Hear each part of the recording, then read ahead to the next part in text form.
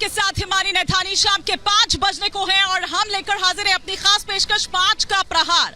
मेरी मौजूदगी इस वक्त ग्रेटर नोएडा के रब्बूपुरा गांव में है। जी हाँ, आपने ठीक समझा, रब्बूपुरा गांव आजकल जाना जाता है सीमा हैदर के नाम से। वो सीमा हैदर जो दरअसल सचिन मीना के प्यार के चक्कर में यहाँ इस गांव तक पहुंच चुकी है, इसे लेकर खासी चर्चा में बनी हुई है। और मेरे पीछे इस वक्त जो नजारा आप देख रहे हैं, ये जो भीड़ है, ये भीड़ हमेशा ऐसे नहीं लगती है यहाँ पर। ये रब्बूपुरा गांव दरअसल फेमस ही अब हो गया है। जिस रब्बूपुरा गांव को शायद पहले कोई ना जानता हो, वो आज उस रब्बूपुरा गांव को सीमा हैदर के नाम से जानने लगा है। मतलब हम भी कई किलोमीटर दूर थे और जब हमने ये पूछा कि कहाँ जाना है, हम थोड़ा रास्ता भटक गए थे, तो मैंने अपने ड्राइवर को ये कहा कि आप सिंपल ये कह दीजिए कि हमें सीमा भाभी के घर जाना है, क्योंकि यहाँ पर सीमा भाभी के नाम से फेमस है दरअसल सीमा हैदर।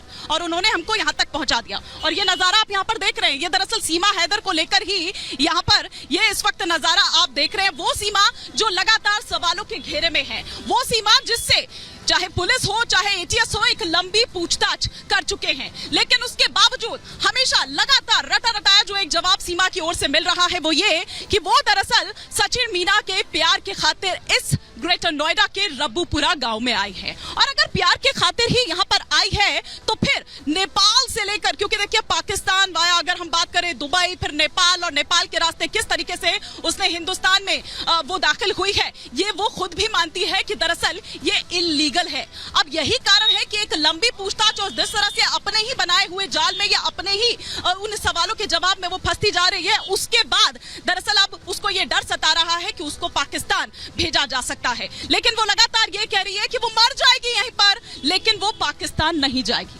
आज इसी पर एक बार फिर से 5 का प्रहार कर रही हूँ। कुछ सवाल जो 5 का प्रहार के खड़े हो रखे हैं, एक एक कर वो तमाम सवाल मैं आपको बता दूं। पहला सवाल जो इस वक्त आपके टेलीविजन स्क्रीन पर आ रहा है, वो ये कि सीमा को लेकर अब तक आखिर क्या कुछ सबूत मिले हैं। दूसरा सवाल जो आपकी स्क्रीन पर आ रहा है, वो ये कि क्या सीमा बरगलाने की कोशिश कर रही है। लगातार वो एक ही बात कर रही है कि वो सिर्फ और सिर्फ प्यार के खातिर आई है, लेकिन बाकी अगर चीजों की देखें तो वो उनमें उलझती जा रही है। तीसरा सवाल ये कि प्यार सच्चा है तो फिर नेपाल में झूठ क्यों बोला, पहचान क्यों छिपाई। चौथा सवाल ये कि क्या सीमा हैदर बड़े खेल का मोहरा है। पांचवा और अंतिम सवाल जो आपके टेलीविजन स्क्रीन पर आ रहा है, वो ये कि सीमा को कब भेजा जाएगा पाकिस्तान। इस पर आज मैं 5 का प्रहार कर रही हूँ। इन्हीं सवालों के इर्द गिर्द हमारी चर्चा रहेगी। कुछ खास मेहमान यही ग्राउंड जीरो से मेरे साथ जुड़ेंगे और साथ ही साथ मेरे सहयोगी भी मेरे साथ जुड़ेंगे, लेकिन पहले एक छोटी सी रिपोर्ट आपको दिखाती हूँ।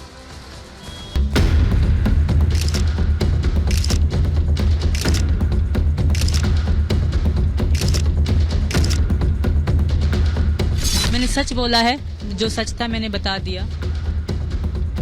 सीमा का ये दावा एटीएस की लंबी पूछताछ के बाद का है।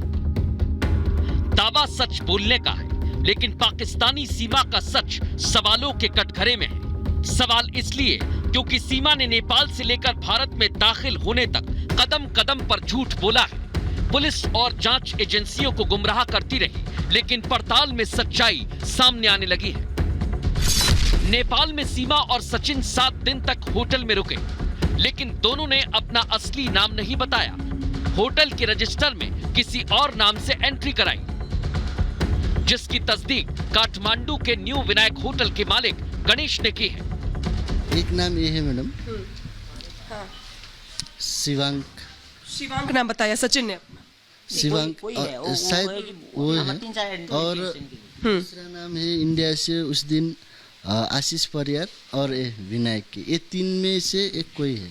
उन्होंने हमको सच नाम भी नहीं दिया, तो बाद में जब हमने उनको न्यूज़ में दिखा तभी मालूम पड़ा, हाँ ये लोग ऐसा है। तो वहाँ कुछ और नाम उन्होंने नाम पूछा ही नहीं था, ना लिखवाया भी सही था, कहीं लिखा है रजिस्टर में लिखवाया ही नहीं था। इस बात की मैं भी गवाह हूँ। हम पैसे देते, पैसे भी नहीं लिखते थे, डेली 500 ले लेते थे हमसे। बिल्कुल सही नाम सचिन नाम बताया था। ये हो सकता है उन्हें रजिस्टर में नहीं लिया था, तो मैं रोजीना उन्हें 500 रुपये दे दिया था। शायद उन्होंने नाम ना लिखा हो, उसकी मैं कह नहीं सकता। मैंने अपना नाम बताया था सही सचिन, इसका भी नाम सीमा। अब सच्चाई क्या है, जांच एजेंसियां इसकी पड़ताल कर रही हैं, लेकिन सीमा और सचिन का एक और झूठ पकड़ा गया। सीमा ने नेपाल में सचिन से शादी का दावा किया था। दावा था कि पशुपतिनाथ मंदिर में दोनों ने शादी की, लेकिन सच्चाई है कि पशुपतिनाथ मंदिर में शादी नहीं होती। मंदिर के पुजारी ने भी शादी के दावे को गलत बताया है। जिस पर सीमा और सचिन दोनों फंस गए। पशुपतिनाथ हम गए थे, उन्होंने मांग भरी मेरी, मंगलसूत्र पहनाया मुझे। ये बात का प्रूफ नहीं है बस। पशुपतिनाथ मंदिर में की थी, मैंने मंगलसूत्र भी पहनाया था, मांग हो गया। इनके रूप आकृति दिखने से तो देखा हुआ जैसा लग रहा है, पर यहाँ हमारे पास में आकर के कोई पूजा पाठ इन्होंने नहीं करवाया। ये नहीं आई। वैसे चेहरा दिखने से इसी रास्ते से गुजरा हुआ जैसा कोई लगती तो है, देखने में ऐसा तो एहसास होता है, पर यहाँ हमारे पास में नहीं आई। सीमा का झूठ पकड़ा गया, जिससे उस पर संदेह बढ़ रहा है। जांच एजेंसियों को शक है कि सीमा हैदर पाकिस्तानी जासूस भी हो सकती है, इसलिए सीमा की हर हरकत पर यूपी एटीएस की पैनी नजर है। लेकिन एटीएस की लंबी पूछताछ के बावजूद सीमा चाल पर चाल चल रही है, गुहार लगा रही है कि उसे पाकिस्तान ना भेजा जाए। रिक्वेस्ट है मुझे रहने दो, वहाँ मेरी मौत इंतजार कर रही है, जिल्लत की मौत पाकिस्तान है। सीमा भारत में रहने के लिए प्यार का हवाला दे रही है, सचिन से प्यार की बात कह रही है, लेकिन सवाल है कि क्या प्यार की आड़ लेकर वो बरगलाने की कोशिश कर रही है, और अगर प्यार सच्चा है तो नोएडा से लेकर नेपाल तक झूठ क्यों बोला? तो वो इन्वेस्टिगेशन चल रही है भारत में, क्या निकलता है। हाँ, अब नेपाल इतना कर सकता है कि भारत को इस इन्वेस्टिगेशन में भारत सरकार अगर रिक्वेस्ट करे तो नेपाल सहयोग कर सकते हैं। नेपाल से लेकर ग्रेटर नोएडा तक सीमा की पड़ताल जारी है, लेकिन सवाल है कि सीमा को लेकर अब तक क्या सबूत मिले।